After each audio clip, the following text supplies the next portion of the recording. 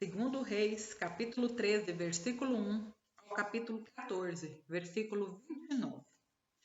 Joacás, filho de Jeú, começou a reinar em Israel no 23º ano do reinado de Joás, filho de Acasias, rei de Judá.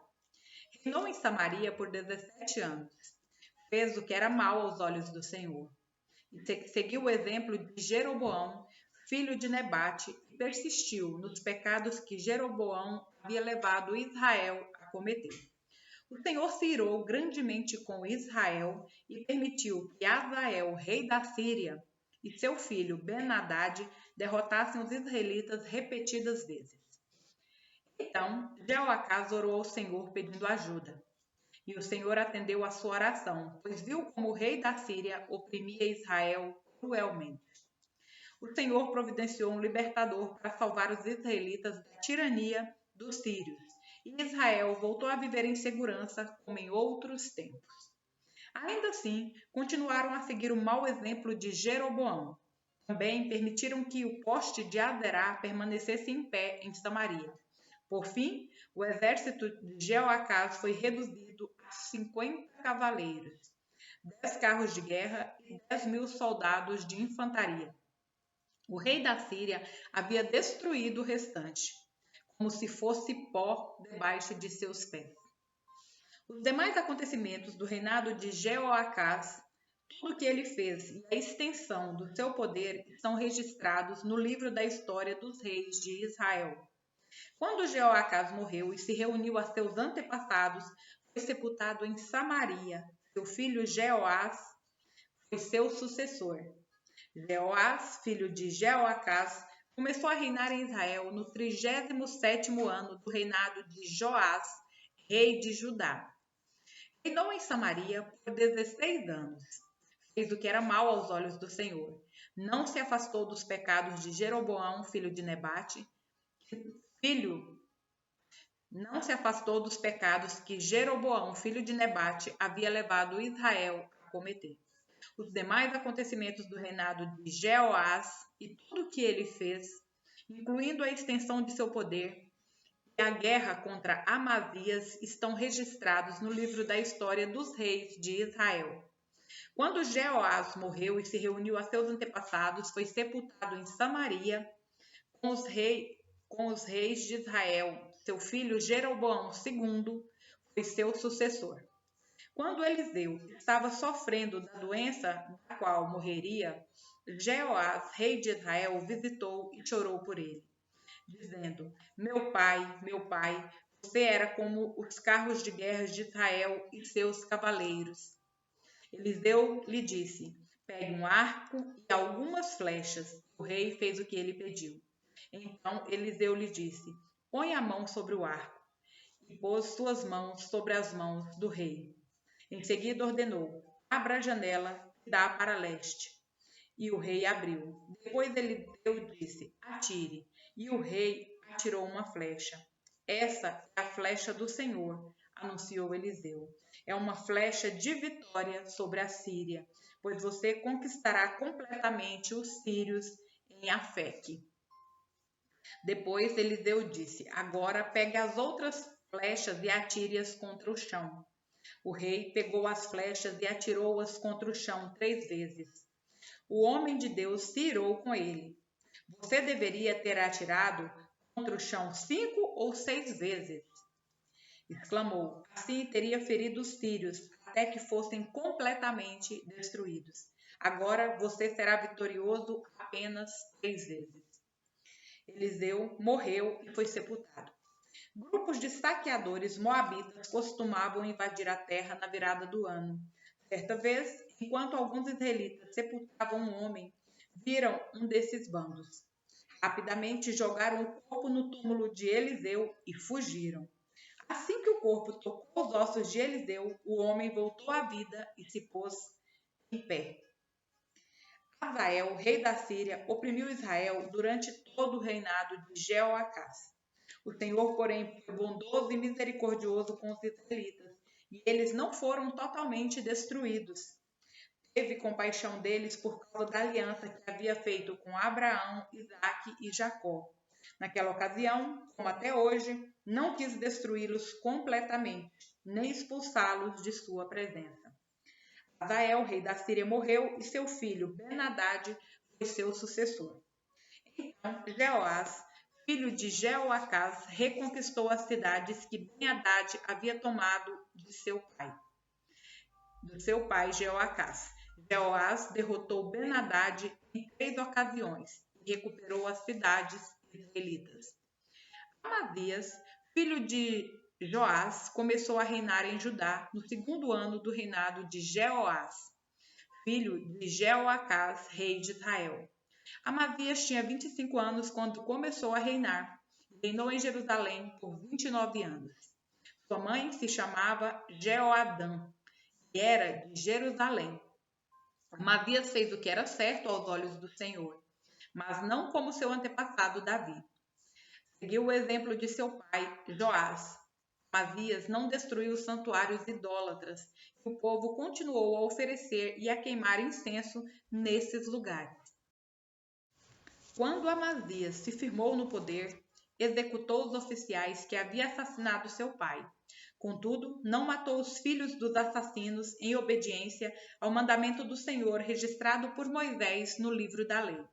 Os pais não serão executados por causa do pecado dos filhos, nem os filhos por causa do pecado dos pais.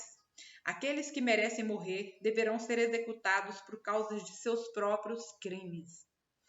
Amazias também matou 10.000 edomitas no Vale do Sal, conquistou a cidade de Selá e mudou seu nome para Joquteel, como se chama até hoje.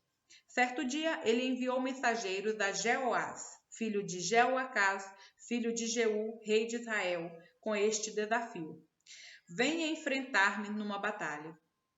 Mas Jeoás, rei de Israel, respondeu a Amazias, rei de Judá, com a seguinte história: nos montes do Líbano, o espinheiro enviou esta mensagem ao poderoso cedro: dê sua filha em casamento ao meu filho. No entanto, um animal selvagem do Líbano veio, pisoteou o espinheiro e o esmagou. De fato, você derrotou Edom e está orgulhoso disso. Mas contente-se com sua vitória e fique em casa. Por que trazer desgraça sobre você e o povo de Judá? Amazias, porém, se recusou a ouvir. Então, Jeoás, rei de Israel, mobilizou seu exército contra Amazias, rei de Judá. Os 2 exércitos se enfrentaram em Bet-Semes, em Judá. O exército de Judá foi derrotado pelo exército de Israel e os soldados fugiram para casa. Jeoás, rei de Israel, capturou Amazias, filho de Joás, filho de Acasias, rei de Judá, em Bet-Semes. Em seguida, marchou para Jerusalém, onde destruiu 180 metros do muro da cidade, desde a porta de Efraim até a porta da esquina. Levou embora todo o ouro, toda a prata e todos os utensílios do templo do Senhor. Também levou os tesouros do palácio real e fez reféns. Depois voltou para Samaria. Os demais acontecimentos do reinado de Jeoás e tudo o que ele fez, incluindo a extensão de seu poder e sua guerra contra Amazias, rei de Judá, estão registrados no livro da história dos reis de Israel. Quando Jeoás morreu e se reuniu a seus antepassados, foi sepultado em Samaria com os reis de Israel. Seu filho Jeroboão II foi seu sucessor. Amazias, filho de Joás, rei de Judá, viveu ainda mais 15 anos depois da morte de Jeoás, filho de Jeoacás, rei de Israel. Os demais acontecimentos do reinado de Amazias estão registrados no livro da história dos reis de Judá. Houve uma conspiração contra Amazias em Jerusalém, e ele fugiu para Laquis. Seus inimigos, porém, mandaram assassinos atrás dele e o mataram ali. Seu corpo foi trazido de volta para Jerusalém num cavalo, e ele foi sepultado com seus antepassados na cidade de Davi. Todo o povo de Judá proclamou rei seu filho Uzias, de 16 anos, como sucessor de seu pai Amazias. Depois que seu pai morreu e se reuniu a seus antepassados, Uzias reconstruiu a cidade de Elate e a recuperou para Judá. Jeroboão, segundo filho de Jeoás, começou a reinar em Israel no 15º ano do reinado de Amazias, filho de Joás, rei de Judá. Reinou em Samaria por 41 anos. Fez o que era mal aos olhos do Senhor. Não se afastou dos pecados que Jeroboão, filho de Nebate, havia levado Israel a cometer. Jeroboão II recuperou os territórios de Israel entre Lebo-Amate e o Mar Morto, conforme o Senhor, Deus de Israel, havia anunciado por meio de Jonas, filho de Amitai, profeta de Gat-Hefer. O Senhor viu como era grande o sofrimento em Israel, tanto para escravos quanto para livres, e não havia ninguém em Israel que pudesse socorrê-los. E, porque o Senhor não tinha dito que apagaria completamente o nome de Israel, usou Jeroboão II, filho de Jeoás, para socorrê-los. Os demais acontecimentos do reinado de Jeroboão II, tudo o que ele fez, a extensão de seu poder, as guerras que travou e como ele recuperou para Israel as cidades de Damasco e de Amate, que havia pertencido a Judá, estão registrados no livro da história dos reis de Israel.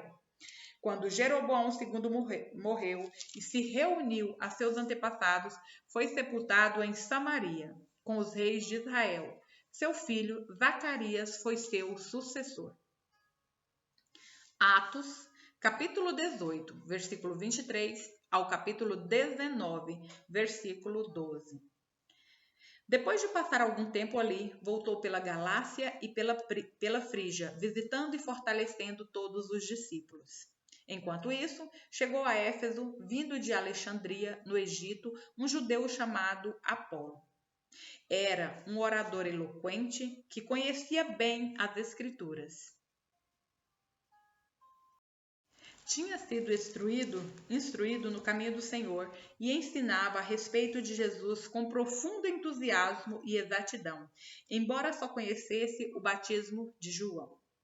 Quando o ouviram falar corajosamente na sinagoga, Priscila e Áquila o chamaram de lado e lhe explicaram com mais exatidão o caminho de Deus. Apolo queria percorrer a Acaia e os irmãos de Éfeso o incentivaram. Escreveram uma carta aos discípulos de lá, pedindo que o recebessem bem. Ao chegar, foi de grande ajuda àqueles que pela graça haviam crido, pois em debates públicos refutava os judeus com fortes argumentos, usando as Escrituras, demonstrava-lhes que Jesus é o Cristo. Enquanto Apolo estava em Corinto, Paulo viajou pelas regiões do interior até chegar a Éfeso, no litoral, onde encontrou alguns discípulos. Ele lhes perguntou: vocês receberam o Espírito Santo quando creram? Não, responderam eles, nem sequer ouvimos que existe o Espírito Santo. Então, que batismo vocês receberam? Perguntou ele. O batismo de João, responderam. Paulo disse: João batizava com o batismo de arrependimento, dizendo ao povo que cresce naquele que viria depois, isto é, em Jesus. Assim que ouviram isso, foram batizados em nome do Senhor Jesus. Paulo lhes impôs as mãos e o Espírito Santo veio sobre eles, e falaram em línguas e profetizaram. Eram ao todo uns 12 homens. Em seguida, Paulo foi à sinagoga e ali pregou corajosamente durante 3 meses, argumentando de modo convincente sobre o reino de Deus.